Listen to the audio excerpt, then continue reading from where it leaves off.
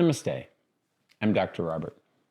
And today, on 5-ish Minutes with Dr. Robert, my subject is money. Now you will be asking yourselves, what does money have to do with Ayurveda? And my answer is going to be, Ayurveda has to do with everything in life, and especially nowadays. Maybe in the past you could get by without money, and possibly even when I first went to India, there were a lot of people who were in fact getting by without money. Nowadays, it's a lot harder to get by without money.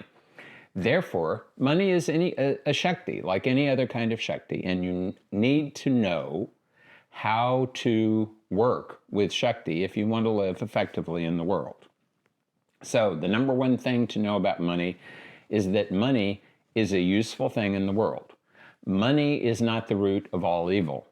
The love of money is the root of all evil. So if you start pursuing money and that becomes the chief aim of your life, that's going to get you into a bunch of karmic difficulty, and you're also going to be miserable. What you need is the right amount of money for you. Money is not going to make you happy, but money can pay for things that are going to make your life easier than if you don't have the money. What you don't need is a giant pile of money. What you need is the right amount of money for what you personally need to do. So number one, you need to figure out how much money do you really need.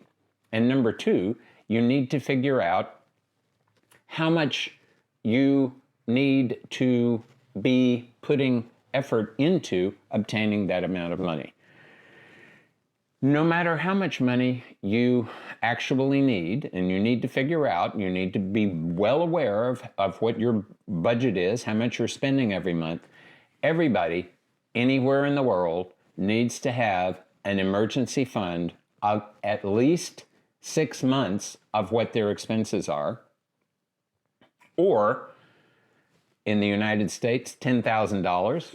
Or whichever one of those two is bigger. In India, I would say about 5 lakhs of rupees, or whichever one is bigger, either 6 months of expenses or 500,000 rupees. You have to know how much you're spending. You have to have this available because especially today, life is really chaotic and you really have no clue whatsoever what's going to happen. Number two, there are only 2 good reasons to go into debt. Number one is to buy a place for you to live.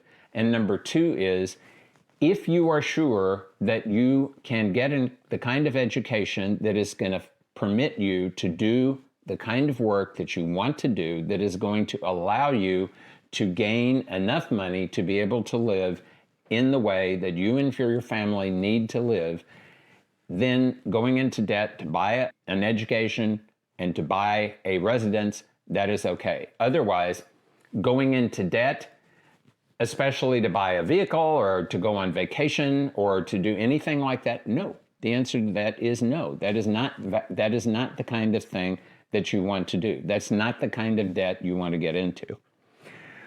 Many people may already be in debt. And if you were already in debt, even before you pay down the debt, get your emergency fund available because you cannot tell when an emergency is going to happen. There is a very large percentage of people in the United States who, if they had to come up with $400 suddenly, would either have to go into debt or sell something. Do not be in that condition. Do not throw away your Shakti to such a degree that you have none when you require it. The other thing that you need to do is when you are looking at a mountain of debt that you've created for yourself, do not freak out. Do not do anything other than find out what is the highest interest rate on whatever loan you've got and start paying that down first. Remain calm, but actively apply money every week, every month to paying down that debt. It's just like an energy debt in your body. It's a drag on your experience of life. Do not let that be your condition. This is Dr. Robert thanking you very much for not being in debt. If you'll go to the description below, you will find out how to study with me further online. You can also get a free ebook entitled Analyzing Karma, Fate or Free Will.